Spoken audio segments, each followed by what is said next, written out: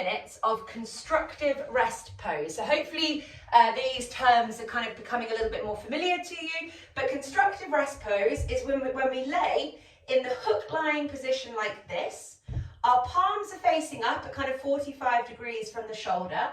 Our head relaxes back on the floor, and as much as possible, in the front view, you are trying to keep your toes, your ankles, your knees and your hips in alignment. So I know I'm very, very boring about this, but it's very, very important, hence why I'm boring. Watch that your toes are not wider than the ankles, or that the ankles are not wider than the knees. So most of the time when I get my clients doing this, there is normally something going wrong at the feet, pretty much for all exercises really, but really try and make middle of second and third toes, ankles, knees and hips in alignment. We've got the block in between the knees, and what you are doing is fully relaxing everything in your body other than you are maintaining a gentle 2 out of 10 contact onto the block. So there is the tiniest tickle of effort with making sure that the block doesn't fall out in between your knees. If you have any spinal tension, any spinal arching, if you feel like your neck hurts or your jaw or your hands or your shoulders or anything in your upper body from the pelvis upwards, please put a pillow or more than one pillow under your head until you've propped your head up so that you do not feel any tension or discomfort in your upper body. You also shouldn't feel like your shoulders are really rounding up off the floor and the head is tilting backwards. I want you to feel like you're kind of giving yourself almost a double chin and you have that length at the back of your neck. So really this is about comfort in the upper body, not about your ego being bruised because you need a pillow. So please do at least try a pillow and see how that potentially makes you feel more comfortable. As you maintain this gentle contact with the block, you will hopefully start to feel, and mine are already wobbling. I've already done a bunch of Egoscue exercises today, so my body is feeling adaptive, shall we say. So you should hopefully start feeling your inner thighs, your adductors start to wake up. And you might notice that this also feeds down into the deeper hip flexors, but it will be probably a subtle movement in terms of burning, but you would maybe just start to feel like a kind of wobbly little flicker on the inner thighs the more that you lay there. What you are not doing is pushing your lower back down onto the floor or pushing the pelvis downwards.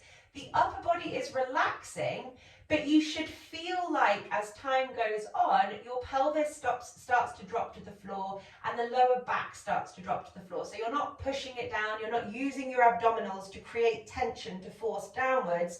The upper body is relaxed and you are allowing gravity, time, and the activation of your hips in this way to gently release the lower back onto the floor.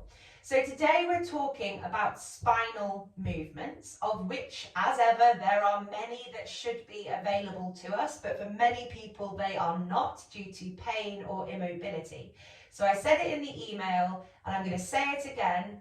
The bit of your back that hurts or has the worn away disc or whatever the problem is, that bit of your back is not the bit that you need to overly focus on. That bit of your back is hurting or wearing away because other pieces of your body are not doing their jobs properly to keep the tension out of that section of your back. So I can't guarantee that your problem is your spine. It may well be that it's your feet causing your lower back pain or your lack of shoulder movement that's causing your lower back pain. But if we are going to go off the premise that, generally speaking, focusing on the bits that kind of don't hurt, today, if your lower back normally hurts, focus more on your upper back moving, or your cervical spine, your neck moving. Just try not to focus excessively on the bit that hurts, because if you do that, you are more likely to cause overwork and therefore pain in the bit of your back that already hurts. So, what are we doing here? We're waking up our hips. You're all hip experts now because of last week's session. But at the same time, what we are allowing is for our pelvis to drop back into very gentle flexion. So we spoke about sort of pelvic movement before, but the pelvis is dropping gently backwards into flexion as it kind of relaxes off. And at the same time, the lumbar spine, the lower back, is following the trajectory of what the pelvis is doing. So your lower back is just gently easing itself off and relaxing itself off into flexion. So I'm starting today's session super, super nice and gently, because lower backs are probably, well, actually lower backs and necks are probably one of the most turbulent areas of the body. So many of my clients have got lower back pain or neck pain as their kind of main problems, and therefore I've got to try and make sure that your body is relaxed as it can be before we start doing the slightly more high intensity stuff. Okay, we've been here for a fair amount of time and hopefully you're getting some nice wobbles.